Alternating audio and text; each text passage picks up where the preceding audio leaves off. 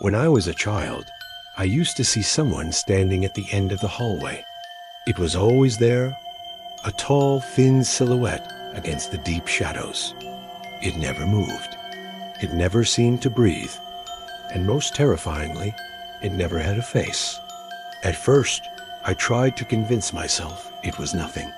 Just the dark playing tricks on my eyes, the way shadows can twist into monsters when you're a kid. But every single night, the shape came closer. Inch by agonizing inch, it would advance down the hall, always stopping just before the sliver of light from my bedroom door could touch it. The boundary between my safe space and the darkness was the only thing holding it back. I was so scared, I finally told my mother. I remember my voice trembling as I described the silent figure in the hall. She just brushed it off. "It's just your imagination, sweetie," she said, tucking me in. "There's nothing there. Go back to sleep." Her words were meant to be comforting, but they only made me feel more alone. I knew what I was seeing wasn't just in my head. For weeks, the nightly ritual continued. The figure would appear, creep closer, and halt at the edge of the light. But one night, something changed. I woke up with that familiar, prickling sense of being watched. I slowly sat up and peered down the hallway. It was empty. A wave of relief washed over me, so powerful, it almost made me dizzy. Maybe my mom was right. Maybe it was gone. But the feeling of being watched was stronger than ever. My heart started pounding in my chest. Slowly, I turned my head back towards my room. And that's when I saw it. It wasn't in the hallway anymore. It was inside my room. It was standing in the far corner, where the shadows were deepest.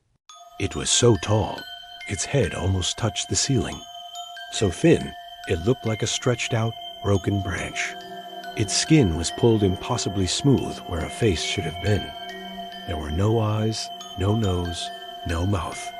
Just a blank, seamless expanse of flesh, like a doll that the maker had forgotten to finish.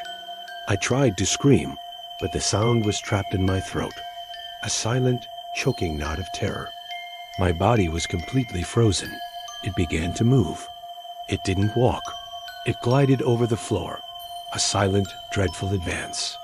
It leaned over my bed, its blank face hovering just inches from mine.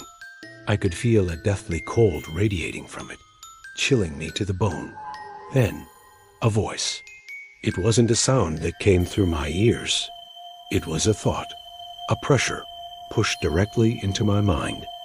A cold, clear whisper that echoed in the silence of my skull. It said, "You can see me because you still remember." The next morning, everything felt wrong. The world seemed muted, distant. My parents kept looking at me funny. They said I looked different, quiet. They asked why I kept staring at them, why I wouldn't look them in the eye.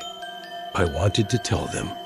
I wanted to scream and tell them about the faceless thing in my room, about the cold that still lingered on my cheek. I wanted to tell them the truth, that I was terrified, because when I looked at their faces, they were starting to blur.